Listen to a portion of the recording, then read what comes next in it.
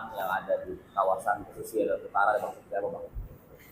Ya, memang masalah pemagaran ini sangat memprihatinkan ya. Laut yang dipagar itu diperkirakan mencapai panjangnya itu 30,16 km. Dari mulai Muncung sampai ke Teluk Naga dan Kosambi Dadap. Padahal kawasan yang dipagar itu merupakan kawasan pemanfaatan umum seperti yang diatur dalam Perda nomor 1 tahun 2023 gitu loh, yang mencakup wilayah zona pelabuhan laut, zona perikanan tangkap, zona pariwisata, zona pengelolaan energi dan lain sebagainya.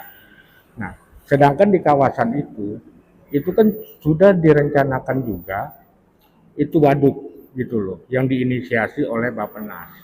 Nah, sampai saat ini kami sudah konfirmasi ke beberapa instansi terkait, termasuk kepada warga di sekitar sana, itu nggak ada yang tahu gitu loh.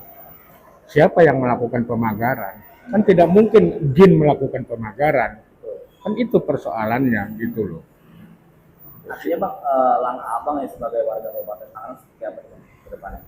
Ya, langkah yang kami harapkan adalah instansi terkait segera melakukan tindakan terhadap proses pemagaran itu. Karena jelas pemagaran itu merugikan nelayan. Merugikan pengelola budidaya tambak. Itu jelas juga mereka. Nelayan tidak bisa melaut selama ini karena ada pagar, gitu loh.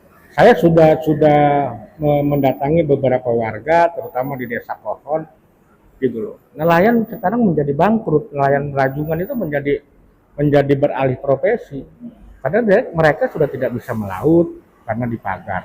Gitu. Pemagaran itu berlangsung sekian lama, gitu.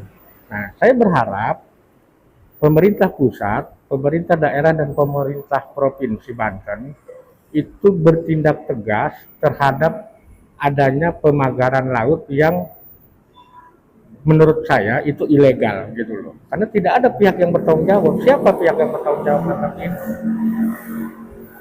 Bang, kalau Abang yang ketahui Bang, itu pemagaran itu dilakukan oleh siapa? Kenapa?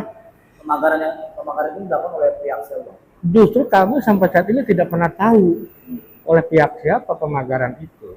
Karena kita tanya ke pihak pemerintah setempat kabupaten juga tidak tahu, provinsi tidak tahu.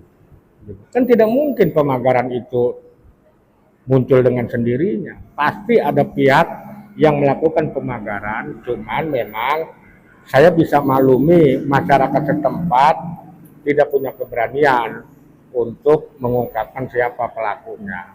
Karena saya sudah datangi beberapa desa di wilayah Tangerang Utara terkait dengan pemagaran ini, mereka menyatakan rata-rata tidak tahu. Tapi faktanya pemagaran itu sudah terjadi. Yang Abang ketahui Bang, itu ada indikasi untuk dijadikan termasuk proyek PSNK atau PIK 2 gimana Bang? Kalau bicara indikasi, kemungkinan ya. Ya, kalau saya sih patut diduga ada arah-arah ke sana. Sekarang kalau tidak ada arah ke sana, siapa yang punya kepentingan? Pihak mana yang punya kepentingan? Jadi patut diduga muaranya pasti ke sana. Artinya itu proyek PIK 2 Bang? Betul.